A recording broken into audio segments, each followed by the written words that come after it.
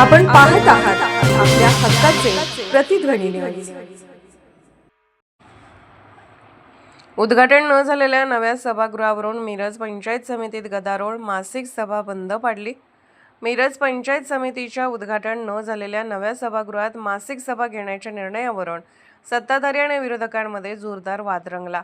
विरोधी भाजप सदस्यांनी आक्रमक भूमिका घेत सभा रोखून धरत बंद पाडली। अखेर उपकार्यकारी अधिकारी किरण सायमोते यांनी हस्तक्षेप करून सभा जुन्या सभागृहात घेण्याचा निर्णय घेतल्याने तणाव निवळला। पंचायत समितीच्या मासिक सभेचे आयोजन सभापती तन्वी कमलेकर, उपसभापती ललिता शेजूळ आणि उपकार्यकारी अधिकारी किरण सायमोते यांच्या उपस्थितीत करण्यात आले होते। नव्या सभागृहाच्या उद्घाटनावरून आधीपासूनच सत्ताधारी आणि विरोधकांमध्ये राजकीय संघर्ष सुरू असताना प्रशासनाने ही सभा नव्या सभागृहात आयोजित केल्याने वादाला तोंड फुटले।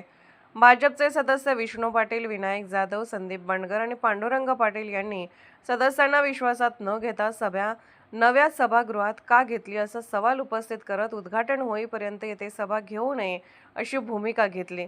त्यांनी सभागृहात गोंधळ घालत सभा बंद पाडली। यावेळी सभापती तन्वी कमलेकर यांनी सावध भूमिका घेत जुने सभागृह प्रशिक्षणासाठी वापरात असल्याने आणि मुख्य कार्यकारी अधिकाऱ्यांच्या संमतीनेच नव्या सभागृहात सभा घेण्याचा निर्णय झाल्याचे स्पष्ट केले।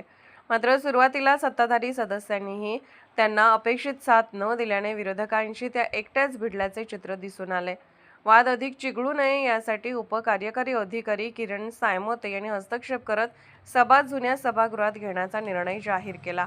त्यानंतर विरोधी सदस्य सभागृहाबाहेर पडले। मात्र सत्ताधारी गटाचे सदस्य सूरज मगदूम, अरविंद सपकाळ, गायत्री घोरपडे, रिदा मुजावर यांच्यासह अन्य सदस्यांनी सभा नव्याच सभागृहात व्हावी अशी ठाम भूमिका घेत नव्या सभागृहात ठिय्या आंदोलन केले। अखेर सायमोते यांनी सत्ताधारी पदाधिकाऱ्यांची समजूत काढल्यानंतर जवळपास 2 तासांनी जुन्या सभागृहात सभेला सुरुवात झाली। सभेतही नव्या सभागृहाच्या मुद्द्यावरून चर्चा रंगली। सदस्य अरविंद सपकाळ यांनी 2 वर्षापासून उद्घाटन रखडल्याचा मुद्दा उपस्थित करत पुढील सभा नव्या सभागृहात घेण्याचा ठराव मांडला। त्याला भाजपचे सदस्य संदीप बंडगर आणि विष्णू पाटील यांनी जोरदार आक्षेप घेतला। अखेरीस नव्या सभागृहाच्या उद्घाटनाबाबत सर्वानुमते निर्णय घेण्याचे ठरवण्यात आले। आपण पाहत आहात प्रतिध्वनी चॅनल। अशाच बातम्या पाहण्यासाठी आमच्या चॅनलला सबस्क्राइब करा आणि बेल आयकॉनवर क्लिक करा।